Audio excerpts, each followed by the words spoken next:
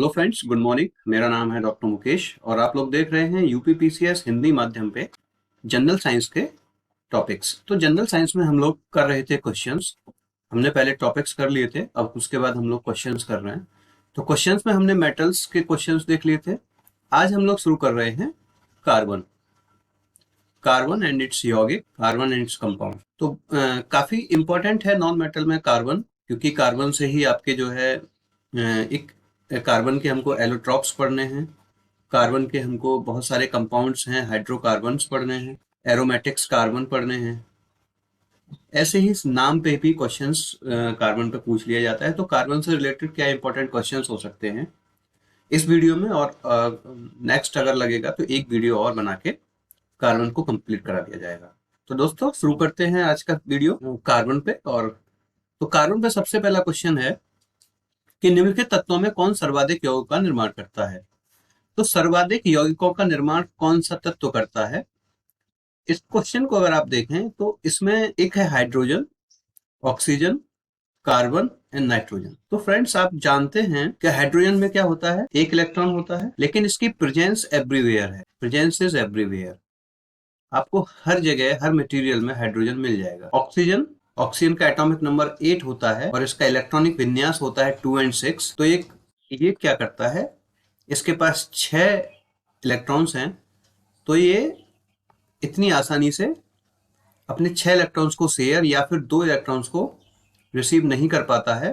तो इसके भी लिमिटेड कंपाउंड्स हैं। उसके बाद आता है कार्बन।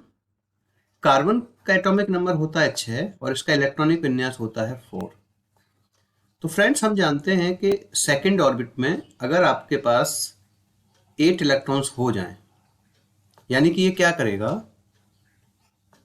कि अपने या तो 4 इलेक्ट्रॉन्स दे या फिर 4 इलेक्ट्रॉन किसी के ले और एक स्टेबल कंपाउंड बना दे। लेकिन कार्बन के साथ एक बहुत अच्छी प्रॉपर्टी ये पाई जाती है कि जैसे आपने देखा, इसको बोलते हैं वैलेंसी। तो एक तो ये टेट्रावेलेंट है। टेट्रावेलेंट का मतलब क्या होता है, इसकी 4 वैलेंसी है। और 4 वैलेंसी होने के कारण ये क्या करता है, इसके अंदर पाया जाता है कोवेलेंट बॉन्ड बनाने की प्रॉपर्टी। आप जानते होंगे कि बॉन्ड्स 4 प्रकार के होते हैं। एक होते हैं हमारे आयोनिक बॉन्ड, दूसरे होते हैं हमारे कोवेलेंट बॉन्ड, तीसरे होते हैं हमारे हाइड्रोजन बॉन्ड, और इसी हाइड्रोजन का ही एक रूप होता है हाइड्रोजन बॉन्ड की तरीके से पोलर बॉन्ड।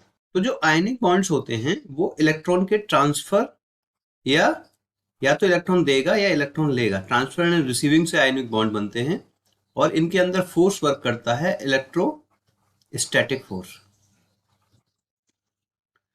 ये मेटल्स में मोस्टली मेटल्स में पाए जाते हैं। और कोवेलेंट बॉन्ड होता है शेयरिंग ऑफ इलेक्ट्रॉन।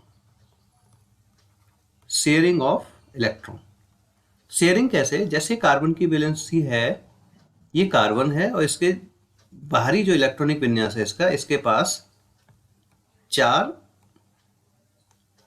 इलेक्ट्रॉन्स हैं। अब ये क्या करेगा कि ये सपोज करिए हाइड्रोजन है, हाइड्रोजन के पास एक इलेक्ट्रॉन होगा ये। तो हाइड्रोजन इस तरीके से अपने आप को संतृप्त करेगा या स्टेबल करेगा, और कार्बन इस तरीके से अपने आप को शेयरिंग करके इलेक्ट्रॉन्स की स्टेबल कर लेगा। तो आप जानते हैं कि ये मीथेन का मॉलिक्यूल बना, और मीथेन का मॉलिक्यूल क्या होगा, स्टेबल मॉलिक्यूल होगा।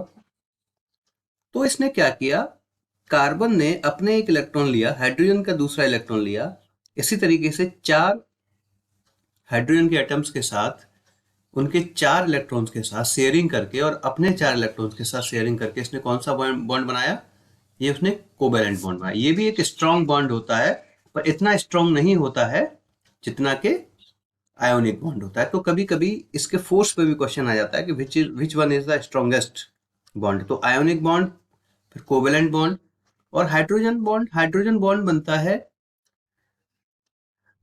सपोज करिए वाटर मॉलिक्यूल है, वाटर मॉलिक्यूल्स वगैरह में जहां पे हाइड्रोजन का एक इलेक्ट्रॉन ये अपना देके और ऑक्सीजन का एक इलेक्ट्रॉन लेते, तो ये जो बनता है, ये क्या बनता है, हाइड्रोजन बॉन्ड। और पोलर बॉन्ड होता है कि जैसे अब दूसरा वाटर मॉलिक्यूल है और ये ऑक्सीजन है, तो इस पे क्या होगा, एक तरफ पॉजिटिव चार्ज है, एक तरफ नेगेटिव चार्ज है, तो ये पोल्स का निर्माण कर लेते हैं। पोल्स का निर्माण करने से क्या मतलब हुआ कि एक तरफ पॉजिटिव एक तरफ नेगेटिव। तो इस तरीके से ये जो है कोवेलेंट बॉन्डिंग होता है। तो टेट्रा वैलेंसी होने के कारण दूसरा एक प्रॉपर्टी इसकी होती है कैटेनेशन। कैटेनेशन क्या होता है कि कार्बन की बहुत अच्छी प्रॉपर्टी है कि अपने ही एटम से, अपना जो दूसरे तरीके का एटम होता है उसके इलेक्ट्रॉन से कंबाइन करने की अच्छी प्रॉपर्टी होती है। ये सेकंड बॉन्ड से भी कंबाइन कर लेता है, एक बॉन्ड दो बॉन्ड से कंबाइन करता है, एक बॉन्ड से भी कंबाइन करता है, और ये ट्रिपल बॉन्ड से भी कंबाइन करता है। साथ ही साथ ये लॉन्ग चेन्स भी बना लेता है, यानी कि इवन देखा जाता है कि कार्बन 60, कार्बन 40, कार्बन के 20, इस तरीके से बहुत सारी एक लंबी चेन्स बना लेता है। क्योंकि देखिए कैटेना कैटेना का मतलब ही होता है चैन या फिर रिंग। और इसी प्रॉपर्टी पे इसके आगे आप एलिमेंट पढ़ेंगे। इसका एक एलोट्रॉप और खोज हुई थी जिसको बोलते थे फुलेरिन। तो फुलेरिन क्या होता है, ये भी एक कार्बन का एलोट्रॉप होता है, जिसमें क्या होते हैं, कार्बन के 60 मॉलिक्यूल्स होते हैं जिसमें, और उसका नाम होता है बकमिंस्टर फ्लोरीन। तो ये आपका हुआ कार्बन। और नाइट्रोजन, नाइट्रोजन का एटॉमिक नंबर होता है 7। नाइट्रोजन का एटॉमिक नंबर होता है 7, और इसमें होते हैं 2 और 5। तो ये क्या करता है कि तीन मॉलिक्यूल, तीन इलेक्ट्रॉन्स लेके आयोनिक बॉन्ड बना लेते हैं। तो इस तरीके से हमको देखा कि अबेंडेंस तो हाइड्रोजन की भी काफी है, काफी मटेरियल्स इसके मिलते हैं, लेकिन जब बात यौगिकों के निर्माण की आएगी तो उसमें आंसर हमारा जाएगा कार्बन। तो कहीं कहीं का आंसर इस क्वेश्चन में हाइड्रोजन दिया हुआ है, उससे आप कंफ्यूज ना हो, you should go with the carbon. तो ये आपका हो गया। नेक्स्ट क्वेश्चन हम लोग देख लेते हैं। निम्नलिखित में से कौन सा कार्बन का अपर रूप नहीं है। देखिए हम लोग अभी एलोट्रॉप्स ऑफ कार्बन की ही बात कर रहे थे। कार्बन क्या होता है, कार्बन की इसकी प्रॉपर्टी होने के कारण कैटेनेशन एंड टेट्रावेलेंसी, कार्बन के मुख्यतः तो दो अपर रूप मिलते हैं। एक होता है आपका हीरा और दूसरा होता है आपका ग्रेफाइट। अभी क्या हुआ कि साइंटिस्ट ने एक तीसरा इसका अपर रूप और खोजा है, एलोट्रॉप्स, जो भी मैंने आपको बताया था,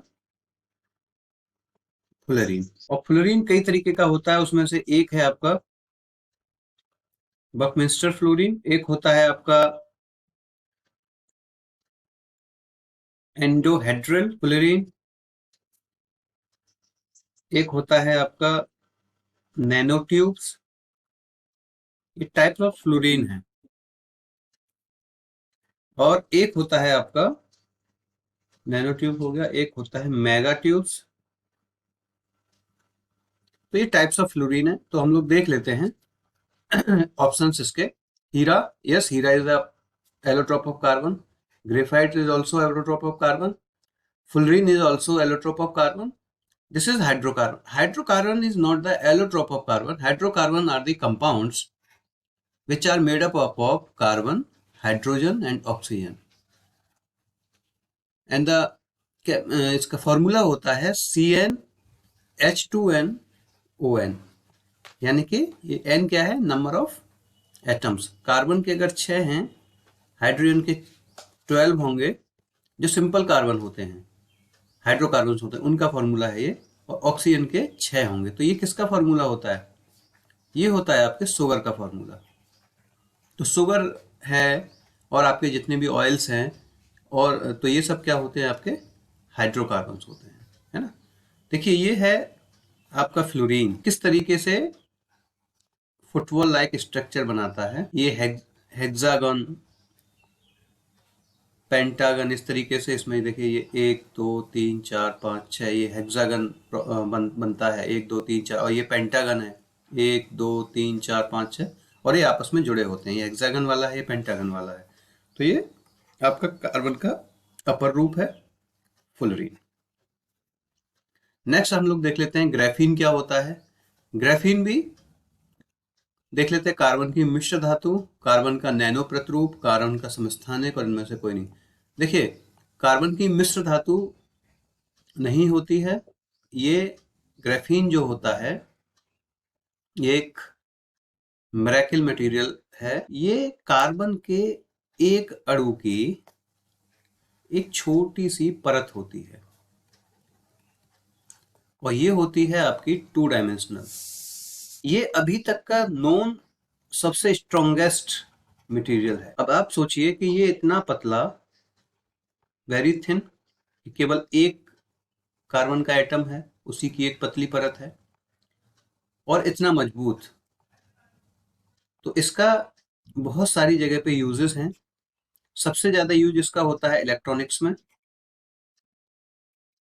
और रिसर्च चल रही हैं। देखिए इसका कहाँ कहाँ पे जो है यूज होता है। और ये गुड कंडक्टर होता है ऑफ इलेक्ट्रिसिटी और ऑलमोस्ट ये ट्रांसपेरेंट होता है। तो ये क्या होता है, ऑलमोस्ट ट्रांसपोर्ट होता है, ट्रांसपेरेंट होता है, पारदर्शी होता है एक तरीके से। अब ये क्या, देखिए ये कैसा स्ट्रक्चर इसका, ये 2 डायमेंशनल स्ट्रक्चर है। मधुमक्खी के छत्ते, हनी कॉम लाइक स्ट्रक्चर होता है इसका। इतना पतला होता है और इसके अणु इतने क्लोज होते हैं कि सब ये जो है हीलियम गैस को भी इसमें से क्रॉस नहीं होने देते हैं। तो ये आपका होता है इसका नैनो प्रतिरूप। समस्थानिक आइसोटोप्स नहीं होता है ये। मैंने बताया था आपको आइसोटोप्स क्या होते हैं। आइसोटोप्स होते हैं जहां पे एटॉमिक नंबर सेम होता है। तो these are not the isotopes, these are the allotropes, अपर रूप है ना। इनमें से कोई नहीं, नहीं, ये आंसर हो जाएगा आपका कार्बन का प्रतिरूप। नेक्स्ट क्वेश्चन हम लोग देखते हैं कि कोयले के निम्नलिखित प्रकारों में से किस एक से शेष प्रकारों में अपेक्षाकृत अधिक प्रतिशत कार्बन। हाँ, ये पूछ लेते हैं और इसको आप याद कर लीजिएगा कि देखिए ये इस डायग्राम से आप देख रहे होंगे, ये आपके ग्रीन मटेरियल है, जंगल वगैरह हैं। ये थोड़ा सा वेजिटेबल हुई, वो डेड हुई या फिर पत्ते वगैरह नीचे गिरे तो ये जमीन की एक लेयर के नीचे आ जाते हैं।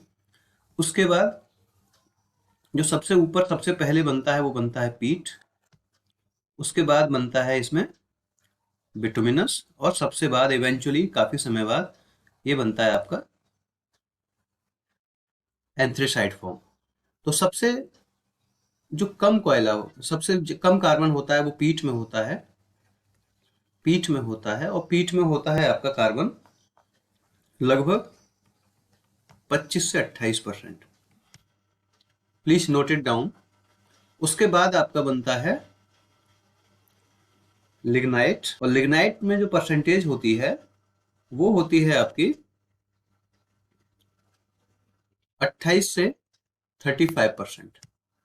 डिफरेंट डिफरेंट 1-2% का किसी किसी बुक में कुछ दी होगी, किसी बुक में दो। एक आप रफ आइडिया लगा लीजिए कि इनका क्रम क्या होता है। सबसे पहले पीट, लिग्नाइट, उसके बाद बिटुमिनस और बिटुमिनस होता है आपका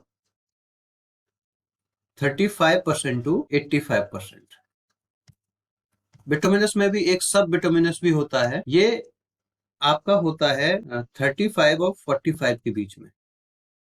ये थोड़ा सा लिग्नाइट से ऊपर और बिटुमिनस जो मेन वाला है उससे नीचे होता है 35% टू 85।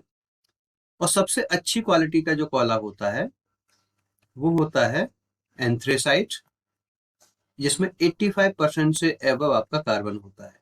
तो अपने यहाँ सबसे ज्यादा कोयला कौन सा मिलता है, बिटुमिनस कोयला मिलता है। तो ये इसका क्रम आप देख लीजिएगा, बिटुमिनस, लिग्नाइट, पीट एंड एंथ्रेसाइट। तो सबसे ज्यादा किस में होगा, एंथ्रेसाइट में। और ये परसेंटेज भी आप देख लीजिएगा, है ना। कांच पर लिखने के लिए या कांच पर खरोंचने के लिए किस चीज का हम लोग अब तक देखते हैं कि हम लोग जो कांच से स्ट्रांग होगा, है ना, उसी का तो इस्तेमाल करेंगे। तो स्ट्रॉन्गेस्ट कांच से क्या है, हीरा है। हीरा का यूज किया जाता है, तो हीरा से करते ही हैं। हाइड्रोफ्लोरिक अम्ल, हाइड्रोफ्लोरिक अम्ल होता है ये, देखिए ये जो इसकी बहुत ये स्ट्रॉन्ग एसिड है, और स्किन पे देखिए अगर ये पड़ता है तो इस तरीके से फोटोग्राफ्स आप देखिए ये कैसे इस तरीके से ये अल्सर क्रिएट कर देता है। तो ये हाइड्रोफ्लोरिक एसिड है, स्ट्रॉन्ग एसिड होने के कारण ये इचिंग एजेंट का काम भी करता है, यानी कि किसी हार्ड सरफेस पे आप इसको डाल दीजिए तो वहां पर उसको वो खुरदरा बना देता है। तो इसी तरीके से एक गिलास पे अगर आप इसको डालेंगे तो वो उसको खुरदरा बना देगा, और खुरदरा बना देगा इसका मतलब क्या है कि उसको खरोंच देगा। इसलिए इसको क्या करते हैं कि कांच की बॉटल्स में, क्योंकि ये क्या करता है कि सिलिकेट्स बना लेता है कांच के साथ, सिलिकेट्स, और सिलिकेट्स बनाएगा तो यानी कि एक तरीके से बालू, और उसको खुरदरा कर देगा। इसको इनको कांच की बॉटल्स में स्टोर नहीं किया जाता है, कांच में स्टोर नहीं करते हैं। तो ये आपका हीरे से भी हो गया, क्योंकि खरोचना भी पूछ रहा है तो हीरा भी, और हाइड्रोक्लोरिक एसिड भी। अम्लराज, अम्लराज मैंने आपको बताया था जब मैं पढ़ा रहा था इसके कंपाउंड्स, तो अम्लराज मैंने आपको बताया था एक्वारेजिया, मैंने बताया था कि ये इसको कौन यूज करते हैं, गोल्डस्मिथ यूज करते हैं, सोनार यूज करते हैं, किसके लिए, सोने व चांदी को साफ करने के लिए। और इसकी जो केमिकल कंपाउंड जिससे बना होता है, इसमें दो एसिड होते हैं, एक होता है आपका HCl और एक होता है आपका HNO3, हाइड्रोक्लोरिक एसिड और नाइट्रिक एसिड। ये नाइट्रिक एसिड, ये हाइड्रो, लेकिन इसमें हाइड्रोक्लोरिक एसिड के और इसका 3:1 का रेशियो होता है। हाइड्रोक्लोरिक एसिड ये भी एक स्ट्रॉन्ग एसिड है और सोने चांदी के उसमें काम आता है, लेड पे से कोई रिएक्शन नहीं होता है, ठीक है। ऐसे ही सांद्र सल्फ्यूरिक एसिड, सांद्र सल्फ्यूरिक एसिड मतलब कंसंट्रेटेड सल्फ्यूरिक एसिड है, इसके ये भी कांच के साथ कोई भी रिएक्शन नहीं करता है, और इनको इसको तो कांच की बॉटल्स में स्टोर ही किया जाता है। तो आपका आंसर हो जाएगा 1 एंड 2, तो ये बी इज करेक्ट, 1 एंड 2। तो नेक्स्ट क्वेश्चन हम लोग देखते हैं, हीरे की बिक्री की इकाई कैरेट में होती है, एक कैरेट कितने के बराबर होता है। तो हीरा जो होता है बेसिकली ये वेट के अकॉर्डिंग बिकता है, और बाकी तो इसमें जो कटिंग और कितने एजेस हैं वो एक अलग चीज है, लेकिन जो मेन इसका जो कैरेट हो की जो कैरेट के हिसाब से जो बिकता है, कैरेट इज द वेट, और एक कैरेट बराबर होता है 200 मिलीग्राम। और जो इसमें कैरेट इसके साइज को देख के करते हैं वो करेक्ट नहीं है, है ना। तो केवल कैरेट किसका होता है, वेट का, और वेट कितना होता है इसका 200 मिलीग्राम। तो आंसर हो जाएगा आपका 200 मिलीग्राम, है ना। नेक्स्ट है इसका, शुष्क बर्फ कहते हैं। शुष्क बर्फ देखिए, जो हमारी कार्बन डाइऑक्साइड होती है अगर ये सॉलिड हो जाती है तो उसको हम लोग कहते हैं ड्राई आइस। क्या कहते हैं, ड्राई आइस। तो जो सॉलिड कार्बन डाइऑक्साइड होती है वो होती है आपकी ड्राई आइस। तो कौन सा हो जाएगा, ठोस अमोनिया नहीं, ठोस carbon dioxide answer is correct. देखिए मैंने आपको एक अभी उस दिन जब सब्लिमेशन पढ़ा रहा था तो उसमें भी मैंने ये बताया था आपको कि इसमें कैसी प्रॉपर्टी होती है, सब्लिमेशन। अब आज फिगर में आप देख रहे होंगे ये सॉलिड है, और सब्लिमेशन मैंने क्या बताया था आपको, जब कोई भी सॉलिड डायरेक्टली कन्वर्ट हो जाता है किसमें, गैस में, तो वो क्या होता है, सब्लिमेशन। ये सॉलिड है, सॉलिड CO2 है, ये आइस की तरह होता है, और ये डायरेक्ट इसमें क्या बन रहा है, ये स्मोक बन रहा है, यानी कि ये किस फॉर्म में बन रहा है, गैसियस फॉर्म में। तो solid directly converting into gaseous form, तो ये क्या किसका एग्जांपल हो जाएगा, सब्लिमेशन का। तो क्वेश्चन अगर आपसे पूछ लेता है कि ये किसका एग्जांपल है, तो ये सब्लिमेशन का भी एग्जांपल है ना। नेक्स्ट क्वेश्चन हम लोग देख लेते हैं, निम्नलिखित में से किसे एक स्नेहक, लुब्रिकेंट, स्नेहक होता है आपका लुब्रिकेंट के रूप में प्रयोग किया जाता है। तो ये है आपका, ये फिगर है आपका, देख लीजिए इसको, this is haematite, this is cuprite, और दिस इज क्रायोलाइट, और ये है आपका ग्रेफाइट। अब आप मुझे बताइए हेमाटाइट क्या है, haematite is the ore of iron. Cuprite. Cuprite is CuO. Cuprite is the ore of copper. Cryolite. Cryolite का क्या फॉर्मूला था? क्रायोलाइट इज किसकी ओर थी? मैंने बताया था आपको, एल्यूमिनियम की ओर थी। फॉर्मूला क्या था इसका? Na3Al, और इसमें क्या होता था? फ्लोराइड। तो ये, और ग्रेफाइट क्या है? अभी हम लोग पढ़ रहे थे, graphite is the allotrope of carbon. तो ये इसके ओर्स हैं, और इसमें ये काफी स्ट्रॉन्ग, इसमें आयनिक बॉन्डिंग होती है। आयनिक बॉन्डिंग होने के कारण ये हार्ड होते हैं। लेकिन ग्रेफाइट में कार्बन कार्बन के बीच में कोवेलेंट बॉन्ड बनता है, और कोवेलेंट बॉन्ड बनने के कारण इसमें क्या होते हैं? एक टर्म याद कर लीजिएगा, weak van der Waals force. Van der Waals force यानी कि इसमें वीक फोर्सेस होते हैं। तो ये क्या करता है कि इसके जो एटम्स होते हैं आपस में, वो कम फोर्स के साथ जुड़े हुए होते हैं, और ये एक तरीके से किसका काम करता है? लुब्रिकेशन का काम करता है। तो याद रखिएगा, स्नेहक के रूप में इंडस्ट्रीज में किसका यूज किया जाता है? ग्रेफाइट का। और ग्रेफाइट से ही आपकी क्या बनती है? जो पेंसिल आप लोग यूज करते हैं, उसकी जो ब्लैक कलर की जो टिप होती है, वो क्या होती है जिससे आप लोग लिखते हैं? That is also graphite. तो ये आंसर हो जाएगा आपका ग्रेफाइट। नेक्स्ट क्वेश्चन है लेड पेंसिल। देखिए, वही हमें अभी डिस्कस कर रहे थे, लेड पेंसिल। लेड पेंसिल बोलते हैं उसी पेंसिल को, लेकिन उसमें क्या होता है? लेड कितना होता है? सीसा लेड होता है 0%। चारकोल, चारकोल होता है कोक, जिसका हम लोग किस में यूज कर रहे थे? याद होना चाहिए आपको, जब हम लोग क्या पढ़ रहे थे? मेटलर्जी। और मेटलर्जी में हम लोग क्या पढ़ रहे थे? स्मेल्टिंग, प्रगलन। तो प्रगलन में हमने रिड्यूसिंग एजेंट की तरह क्या लिया था? क्या लिया था? Coke, charcoal. और मेडिकली आपको बताऊं, अगर कोई व्यक्ति पैरासीटामोल की टेबलेट अत्यधिक मात्रा में खा लेता है, उसका एंटीडोट भी क्या होता है? चारकोल। और चारकोल की क्या प्रॉपर्टी होती है? चारकोल एक बहुत अच्छा एब्जॉर्बेंट होता है, यानी कि ये अपनी तरफ चीजों को बहुत जल्दी लेता है। तो आपने देखा होगा कि जितने भी आपके प्योरीफायर्स होते हैं, उसमें चारकोल का यूज होता है, क्योंकि वो इम्प्योरिटीज को अट्रैक्ट करके अपनी सरफेस पे एब्जॉर्ब कर लेता है। लैंप ब्लॉक नहीं होता, ये क्या होता है? ग्रेफाइट। तो आंसर आपका हो जाएगा ग्रेफाइट। तो ये आपके कार्बन और उससे रिलेटेड क्वेश्चंस हैं। कुछ क्वेश्चन आपको और समझ में आते हैं, आपको लगता है कहीं पूछे गए हैं, तो आप उसको कमेंट सेक्शन में लिख दीजिएगा। I will try to explain that. तो दोस्तों, ये था आपका कार्बन एंड यौगिक। और अधिक ऐसे ही जानने के लिए लाइक करिएगा, अच्छा लगा हो तो लाइक करिएगा, दोस्तों के साथ शेयर करिए, और हमारा चैनल सब्सक्राइब करिए, यूपी पीसीएस हिंदी मीडियम। और इसकी पीडीएफ लेने के लिए आप लोग टेलीग्राम चैनल को ज्वाइन कर सकते हैं, जो डिस्क्रिप्शन बॉक्स में दिया गया है। तो that's it for today. Thank you very much.